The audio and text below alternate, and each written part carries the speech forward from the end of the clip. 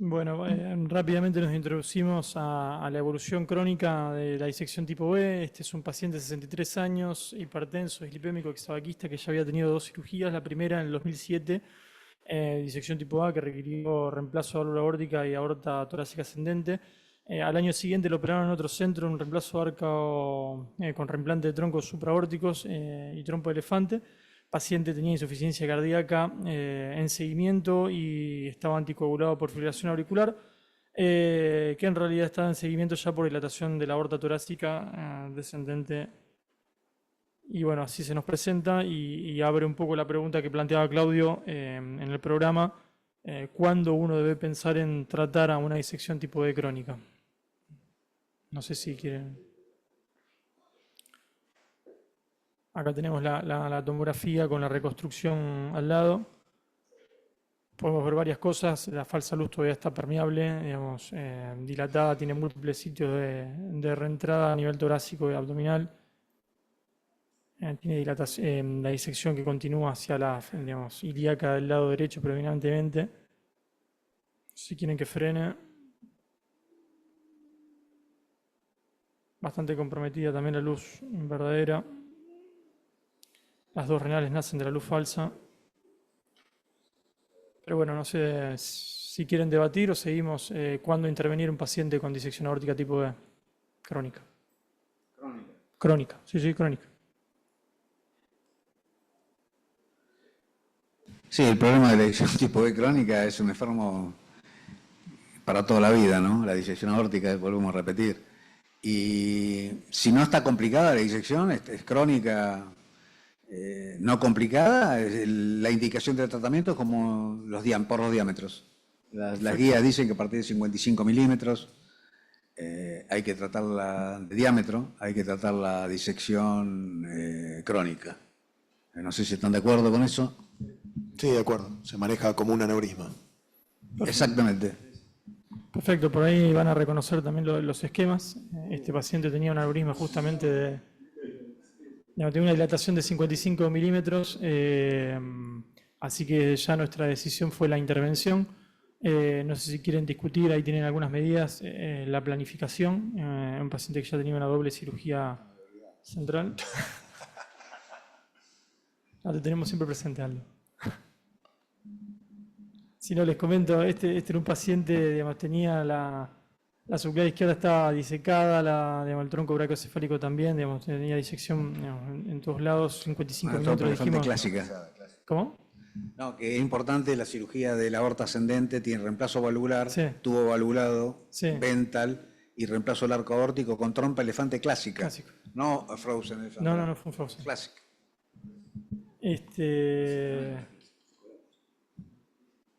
Está colapsado. Porque la trompa elefante clásica no es con endoprótesis. No, tal cual. Entonces, esa es la operación que se hacía antes. O sea, ahora... Sí. Una cirugía hace 15 años más o menos, si no me equivoco. Bueno, acá hicimos un abordaje bastante parecido al caso anterior. Decidimos obviamente revascularizar la subclavia en un primer momento y hacer implante de endoprótesis con 2 Valiant desde tronco celíaco para arriba a zona 2. Y en este caso, por el alto riesgo, paciente ya operado, en un segmento extenso crónico, decidimos tener de backup el EcoGuard para monitoreo líquido cefalorraquídeo ante la aparición. Se hizo el bypass, los abordajes fueron nuevamente quirúrgicos, en este caso fuimos desde braquial izquierda para la embolización de la subclavia selectiva y tuvimos, como les comentábamos, de backup el dispositivo de monitoreo y drenaje de la presión de líquido cefalorraquídeo. Nuevamente avanzamos sobre luz verdadera con Pictel, guiamos con eco transesofágico certificando que estamos en luz verdadera. Esta es la angio basal, allá arriba se ve el bypass carótido subclavio permeable. El avance de la Valiant, en este caso una 30-26-150. Nuevamente se ve poco, digamos, pero bueno, usamos desde ya la referencia al tronco celíaco, hicimos la liberación primero de la prótesis distal. Y finalmente, la liberación de la Valiant con overlap una 32-32-200. Finalizado en implante de la endoprótesis, hicimos la embolización de la arteria subclavia con un plaque vascular de 14 milímetros. Acá simplemente a modo ilustrativo, digamos, tenemos el pre y el post del transesofágico. Fíjense el flujo en la falsa luz en la imagen de la derecha y como ya, digamos, luego el implante de la endoprótesis no solo se recuperó la luz verdadera, sino que tenemos éstasis y ya trombosis incipiente de la falsa luz. Y este es el control posterior inmediato del procedimiento. Y como perla, el paciente finalmente presentó parestesias en el postoperatorio, así que se hizo la colocación del dispositivo de monitoreo y la verdad que resolvió los síntomas rápidamente, no quedó con paraplegia. En este caso lo dejamos 48 horas bajo monitoreo. Tenemos acá el control tomográfico al mes, donde ya vemos una trombosis completa, por lo menos de la parte más ascendente. Obviamente que sigue habiendo persistencia de flujo, una trombosis parcial de la falsa luz en la torácica, digamos, bien descendente, y obviamente en la abdominal, con permeabilidad del bypass y la oclusión de la subclavia. Tenemos un control tomográfico al año. La tomografía no es de acá, no tiene tan buena calidad, pero bueno, vemos lo mismo, que ya el remodelado es otro. Así que bueno, este caso también sirve como disparador para que discutan ustedes, que son los expertos, algunos puntos importantes en los pacientes con disección aórtica tipo B crónica. Sí, primer punto, las mediciones para tomar la decisión de qué prótesis, qué tamaño colocaron. ¿Cómo hicieron las mediciones de esa luz verdadera, digamos? El vaso. Ahí, Aldo, si quieres comentar la planificación. ¿Distal o proximal?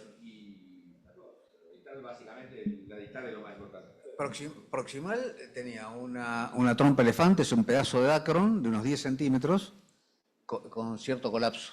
Cuando al no tener soporte metálico de stents, se colapsa. Entonces tomamos como referencia, yo tomé una referencia del Dacron en zona 2, entre la carótida y la subclavia, para tomar la referencia arriba. Y abajo, acá sí que hay que tener cuidado con el sobredimensionamiento distal de la prótesis, en los crónicos, porque el nitinol tiene una gran fuerza radial, y si uno pone una prótesis grande, trabaja el Dacron, y ¿qué hace? Rompe el tabique de disección y hace una reentrada, ya sea proximal o distal. Hace una nueva, se llama SIGN, sobredimensionamiento induce nueva entrada en el palo. ¿Ok? Entonces hay que tener mucho cuidado. Nosotros estando en Tokio acá hace unos años, varios años, con Antonio, ahí vimos que los japoneses usaban una rama ilíaca distal para ponerle una prótesis chica abajo, en los crónicos, chica, un cucurucho, un cono, chica. Nos llamó progresivamente de atención y era precisamente por eso, porque si uno empieza grande arriba y sigue agrandando hacia abajo, yo las disecciones crónicas rara vez empiezo de proximal a distal, rara vez, siempre de distal a proximal. ¿Por qué? Porque hay que ir agrandando hacia arriba. Porque si uno agranda hacia abajo, yo pongo una 28 arriba y pongo una 32 abajo, en una luz de 10 milímetros, muy probablemente tenga una reentrada distal con el tiempo. No sé si están de acuerdo con eso. Sí, poner primero la distal más chica, cuando hay mucha diferencia de diámetro, ¿no? Y no hay prótesis. Hay algunas prótesis que son cónicas de 10, con 10 milímetros de diferencia. Si tenés una prótesis de esa, bárbaro, pero la mayoría tienen 4 y por ahí eso es una buena estrategia. Lo que es este paciente sí necesita control muy estricto porque es muy probable que se siga dilatando el sector torácico-abdominal o mismo el sector torácico también. Una cosa que se tiende a hacer es medir adventicia distal. Si yo tengo una aorta que mide 35 y la luz verdadera mide 12, ¿no puedo poner una prótesis 35 en 12? Ahí eso es, en esos casos... Por eso ahí lo tenés. Claro. La medición esa, ¿cómo se hace? Bueno, hay dos maneras. Muchos dicen que hay que medir el diámetro de la luz verdadera de adventicia hasta el tabique. Con eso. Y otros, con el polígono cerrado, miden toda la circunferencia y lo dividen por 3, 14, 16 y te da el diámetro exacto. Y yo les recomiendo que lo hagan porque es exacto. Con el polígono cerrado del Oros, medís exactamente, haces la circunferencia de esa semiluna, la dividís por 3, 14, 16, lo que te da por 3, 14, 16, te da exacto el diámetro. Pero si vos lo medís así y lo medís de la otra manera, hay poca diferencia. Pero te voy a preguntar como Fantino, o sea, vos lo que me estás diciendo es que medís el perímetro de la luz verdadera y la dividís por 1.314, calcular el diámetro por el lado. con eso te da el diámetro verdadero. Y eso cuando quiero hacer, por ejemplo, medir la luz falsa también, eso lo recomiendo. Para la luz falsa hay que medir así, porque si no porque yo quiero poner un candy plug en la luz falsa. No sé, ¿cómo hago para medir exacto? Porque las luz falsas son grandes. Entonces, haciendo toda la circunferencia. Ese sistema lo hacemos siempre y generalmente coincidimos con Aldo en esa medición. O sea, medir punto a punto, polígono cerrado y dividir por pi y te da exacto. Más de eso no va a expandir. La luz verdadera, eso es un tabique, no va a expandir. Y si vos agarrás y decís, lo voy a poner un poco más grande porque va a expandir, no va a expandir. Si es crónico, no va a expandir. Y eso te da que inclusive termina ovalado, como viste que termina un poco ovalado, qué sé yo, pero terminó con ese diámetro. Yo creo que es la mejor manera de poder medirlo en crónicos. Y en agudo hay otros parámetros para poder medir qué tamaño vamos a usar, por ejemplo, de Frozen Elephant Trunk. A mí me gusta usar esta manera de poder medirlo, medir absolutamente la circunferencia, dividirlo para que nos da, y fíjense cómo se va adaptando. Yo creo que de esa manera se evita el sign en el futuro. De ese valor que te vas, elegís una prótesis 1 a 1, no sobredimensionás. Pero estoy preguntando, ¿no? Yo puedo llegar a dimensionar, pero no más de un 10%. O sea, lo mínimo, no más, porque no va a expandir. De sobredimensionar absolutamente lo mínimo. Eso en las mediciones, cuando hacemos de Frozen Elephant Trunk, esas son las medidas en que tomamos. Hay una ecuación, escrita por un chino, si no me equivoco, de unos 10, 15 años, que para evitar, cuando empezó a hablarse del sign, porque antes no se hablaba de esto, pero cuando se empezaron a ver que se rompía la aorta abajo, empezaron a decir, ¿por qué? Entonces salió una ecuación que es el diámetro de la prótesis que nosotros vamos a colocar, el diámetro distal de la endoprótesis, dividido el diámetro de la luz verdadera, esa cuenta, menos 1, si es igual a o más de 4, es un predictor de sign. Muy interesante el trabajo, pero yo nunca lo aplico, pero lo aplico a ojo, le voy a decir la verdad. Pero... Un punto que les quiero contar, cuando en agudo, para Frozen Elephant Trunk, las mediciones, bueno, más o menos lo mismo, uno toma el diámetro total de la aorta, a la altura donde va a terminar la landing zone distal, y le resta un 30%, porque se cree que se dilató. Eso es lo que se demostró, que se dilató con el evento agudo. Y como me decía Cerny, y uno toma las mediciones, lo hace y le termina poniendo un 26. Y aumenta nada y le toma el diámetro y lo divide por lo que sea y le termina poniendo un 26. Es decir, o 26 o 28 se terminó. ¿Ves? Un caso como esto puede ser una buena indicación para hacer una septotomía, que eso sí, ya en crónico, ahí sí se puede cortar el flap de disección, unificar las dos luces y entonces aterrizar en las dos luces unificadas, y de esa forma uno sellaría la reentrada hacia la falsa luz. Y en ese caso hay que tomar el diámetro total de la aorta. Muy interesante perdón. Muy interesante el tema que plantea Mariano, yo lo escuché en el Congreso. ¿Y La desde septotomía. dónde hasta dónde hace la septostomía? En este caso, Y si querés también explicarnos la técnica de paso. si es, depende para qué uno la quiera hacer, porque por ahí, en este caso, si uno quisiera buscar un landing distal previo al tronco celíaco, habría que hacerla desde donde termina la endoprótesis previa hasta el tronco celíaco. No sé cuánto espacio hay ahí ya. En este caso, sí, pero por eso habría que ver el diámetro también de la aorta a ese nivel si uno pudiera aterrizar una prótesis. Y si no, la otra indicación es que en este caso, si requiere tratamiento del sector toracoabdominal, esas dos renales que salen de la luz falsa es muy difícil canularlas. Entonces, eso también, hacer la septotomía de todo el sector visceral para poder canular las renales.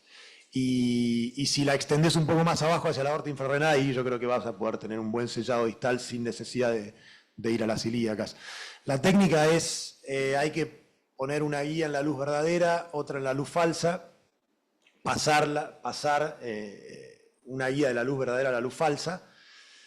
La guía que se recomienda pasar son guías 0.14 o 0.18 teflonadas, en los cuales uno puede, con un bisturí, si hay tiempo tengo una presentación con un video, pero bueno, si no lo explico a mano.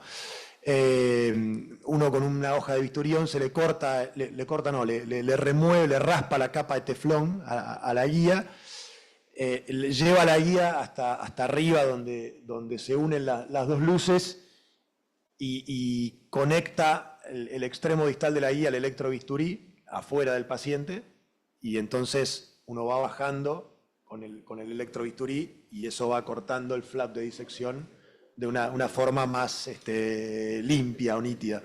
Una pregunta. Protegiendo la cuerda con dos catéteres acá, me recuerda. Una pregunta, ¿no? ¿Cómo conectás los dos extremos de las guías al electrobisturí quirúrgico, estamos hablando, en corte? ¿En qué graduación lo ponés? ¿Y cómo conectás? ¿Con cocodrilos? ¿Cómo?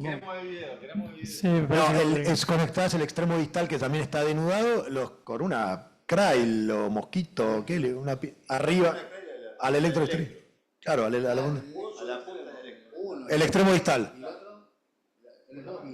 No, el otro lo agarras con la mano. El extremo, no. La guía hace un loop y vos la tenés, entra, sale, claro, pero es un true and true. Y el extremo, un solo extremo está denudado y eso se conecta al electrobisturí, eso transmite la electricidad y ahí bajás suavemente. Como si fuera una extensión de la punta del electrobisturí. Sí, Carmelo, dale. ¿Y el electrobisturí que usás? ¿El lapicito ese que... ¿Cómo se llama el lápiz? El lápiz. 80 en corte.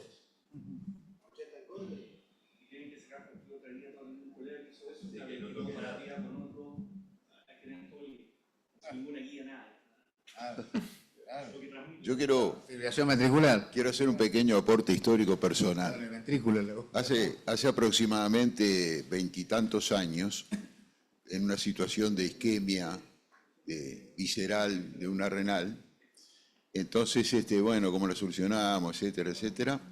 Entonces hicimos esto que están describiendo ahora y que, entre otros, Carlos Timarán lo ha propugnado mucho. Y lo hicimos así, Claudio. Lo hicimos así. Pasamos una guía Terumo, desnuda, 0.35 por 2.60. Canulamos el TIAL, entramos en la luz falsa, con un snare agarramos la guía, la sacamos por ambas siglas con dos introductores, subimos dos catéteres diagnósticos hasta llegar al lugar donde estaba el TIAL. Dos pinzas mosquitos americanos, uno a cada lado, y empezamos a manualmente Sin electricidad, y con fluoroscopía, y logramos unificar las dos luces. Bueno, como muy interesante. Yo creo que ahí me copió todo esto que diseñaron. Una gran fenestración. Es una idea del doctor Parodi. porque según Mariano, la si la visión tenés del ahora, doctor, la dilatación de la aorta, lo que plantea, yo trabajé 8 años con él, es un genio, es una mente superior, dice que la aorta se dilata en la disección no por debilidad de la pared. Uno puede pensar, la aorta está toda rota, está débil y se dilata. No, porque él dice, cuando uno hace endarterectomía carotidia y pone un parche venoso, no se dilata. Una endarterectomía femoral, la pared queda una tela de cebolla, está súper débil y no hace neurisma. Pasa lo mismo en la aorta, y la aorta se dilata por diferencia de presiones. Con esa teoría fisiopatológica es que la gran fenestración de la septostomía tendría su utilidad, que es unificar las dos luces. Él siempre decía que la endoprótesis no es una solución para la disección. La solución es unificar presiones, ¿no? Y la septotomía viene a realmente... Es más, Timarán está diseñando una tijera para ir de abajo hacia arriba, no de arriba hacia abajo.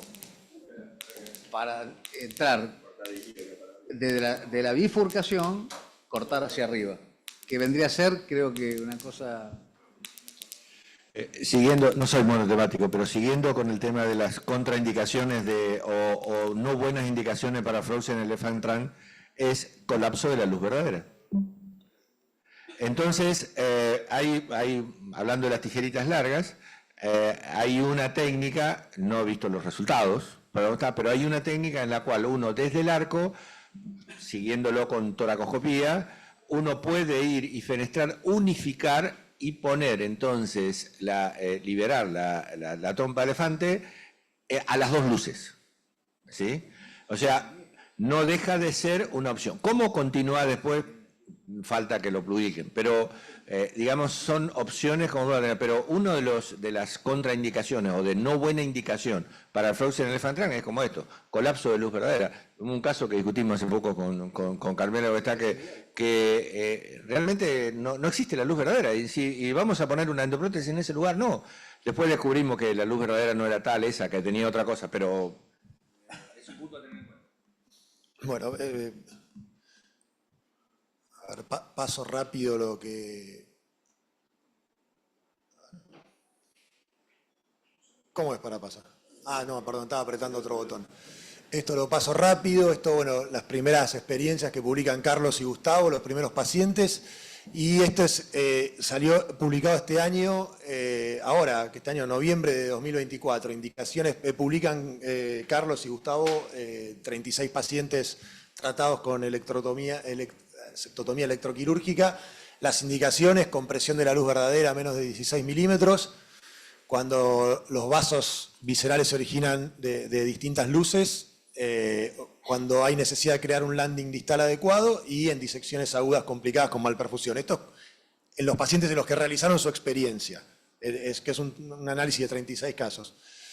32 en crónica, 1 en subagudo, 3 en etapa aguda, el éxito técnico fue del 92%, riesgo de embolización distal del flap de disección, y el éxito técnico es cuando es en pacientes crónicos fue 97%, hubo un paciente que perdió una renal, es decir que de los que se hicieron en la etapa aguda, esos fueron los que les fue mal, comparando el éxito técnico en la etapa crónica contra la etapa aguda, 97% contra 33%. Es decir, que no es una buena técnica para hacer en la etapa aguda, parecería. Analizan el diámetro de la luz verdadera previo a la septotomía y post y mejoró de 13 milímetros a 28 milímetros. Bueno, mortalidad a 30 días y acá por ahí los casos, o el caso donde se ven los videos. Esta paciente tenía una disección crónica con una puerta de entrada a este nivel, el tórax descendente, 57 milímetros de diámetro, 56, y luz verdadera casi completamente colapsada, 4 milímetros. Acá que pase una endoprótesis y sellar distal una endoprótesis ahí va a ser bastante complejo. Este caso fue pensado para tratar en etapas, está tratada una etapa, falta la segunda. El origen de los vasos viscerales, la mesentérica superior sale de la disección, renal derecha también de las dos luces, la renal izquierda de la luz verdadera.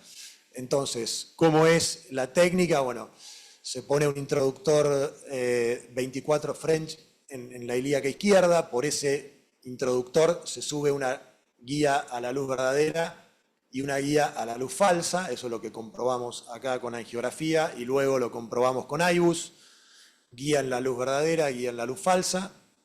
El video del IBUS lo paso rápido, pero es para confirmar la posición de las guías.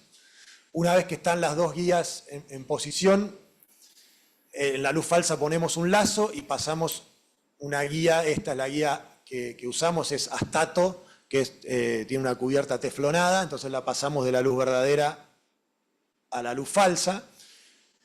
Con la guía, una vez que la enlazamos, la dejamos en esta posición, todavía no la retiramos. Entonces, en esta posición, con la guía enlazada, lo primero que hacemos es denudar el extremo distal, le sacamos la cubierta de PTFE con una hoja 11, entonces exponemos el core metálico de la guía. ¿Sí?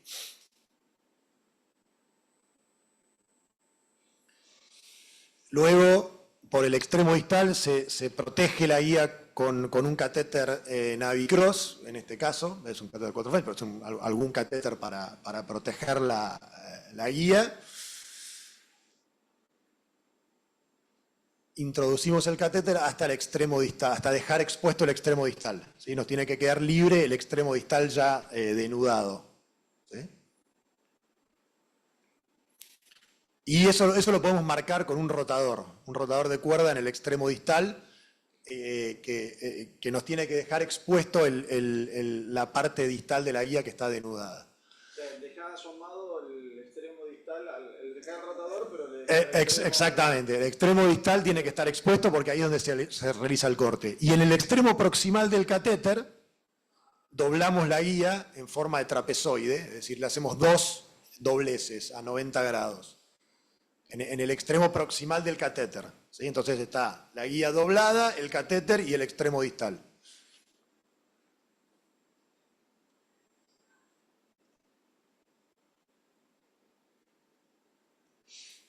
Y una vez que está doblada en forma de trapezoide, ahí se ve un ángulo y acá el otro ángulo. Con hoja 11 le sacamos la cubierta de PTFE, la denudamos también ahí, en ese sector. Ese es el sector que va a realizar el corte. Es decir, la energía se va a transmitir acá, se va a transmitir desde el extremo distal, que ya está denudado, a este sector. Ven que el catéter lo tenemos que poner a la altura del doblez, ¿sí? Porque es lo que va a proteger el resto. Entonces, una vez que tenemos la guía doblada, la teníamos enlazada arriba, entonces ya vamos retirando y progresando guía y catéter. Progresamos guía y catéter hasta que nos queda el sector que tiene el doblez, con la forma de trapezoide, el catéter y una vaina con un catéter para proteger del otro lado. Y entonces ahí es cuando conectamos el electrobisturí. Este es el extremo distal de la guía, el electrobisturí, y lo agarramos con una o dos pinzas, dos clamps, la que tengan, y el electrobisturí se pone en corte 80 y ahí traccionamos suavemente para abajo, claro. Y esto es lo que se ve, la guía está protegida con dos catéteres, esta es la parte que corta. Y ahí va bajando. ¿La retirada es suave o tiene que estar, digamos, tratar de ser suave, a veces por ahí un poquito de fuerza hay que hacer. Mariano, ¿no hay riesgo de quemar la pared de la aorta? Sí, pero por eso hay que ir protegido con catéteres. La gracia es, hasta arriba es aislar todo con catéteres para que la transmisión de la energía sea en ese lugar. Es salvando la distancia lo mismo que la basílica para la válvula aórtica. Es claro, de hecho se basa... Se basa en la basílica. Exactamente, es un cirujano vascular que se interiorizó en las técnicas de cardiología y dijo, esto lo puedo aplicar para esto, y lo aplicó. Sí, sí. De hecho, lo puse en la presentación, pero lo pasé rápido, pero sí, se basa en eso. Sí, te doy una pregunta de no cirujano. Yo lo veo que ustedes cortan con el bisturí queda algún residuo negrito, eso no te puede generar embolia, no te puede liberar fragmentos de lo que va quemando. Todo puede pasar. ¿Te tocó algún paciente con marcapaso, María? No, tenemos poca experiencia. Hicimos los dos casos que voy a mostrar. Esa es la angiografía donde se ve ganancia luminal. IBUS, donde se ve el flap ya septotomizado. Y bueno, después hicimos el implante de una Castor. Esto no viene tanto al caso. Y lo que quiero mostrar es la tomografía de control. A ver, acá cómo se ve el flap. Entonces ahora es una sola luz, ¿sí?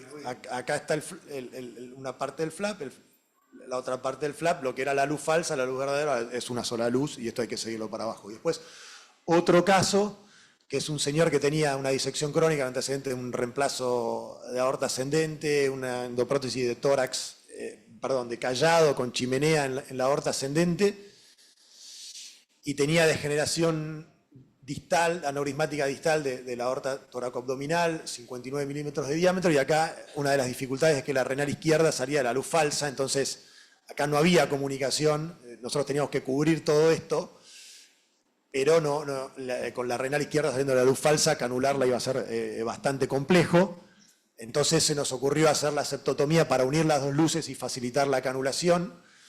Esto es un poco lo mismo. Acá no teníamos comunicación, entonces la tuvimos que fabricar. Para fabricar la comunicación pusimos un lazo en la luz falsa, vaina de flexible agilis en la luz verdadera y perforamos. Con la stato la conectamos al electrobisturí y perforamos el flap de disección y pasamos a la luz falsa y ahora ya nos queda todo armado para hacer la septotomía. Implantamos una endoprótesis modificada, fenestrada de 4 vasos. La renal difícil, que era la que salía de la luz falsa, con una vaina de flexible, la podemos canular con más facilidad. Completamos el procedimiento. Y lo que quiero mostrar de la tomografía de control, tiene una pequeña filtración en el sector torácico, pero el sector abdominal está bien, pero cómo había quedado mal alineada o no muy bien alineada la renal izquierda, que era la que salía de la luz falsa. Acá estaba la fenestración, acá estaba el ostium de la renal. Si no hubiésemos hecho la septotomía, hubiese sido imposible encontrar ese camino para canular y salvar la renal. ¿Cuándo no hacerla? Por ejemplo, este caso que tiene mucho trombo en la falsa luz, acá sí hay riesgo de embolia, entonces trombosis extensa de la falsa luz, calcificación del flap, conviene no hacerlo y evitarla en agudos. Muy bien, excelente, Mariano. Bárbaro. Bueno, si les parece, vamos a comer, hacemos el break del almuerzo y para los que están conectados, 14:30, volvemos con tórax abdominales y yuxtarrenales.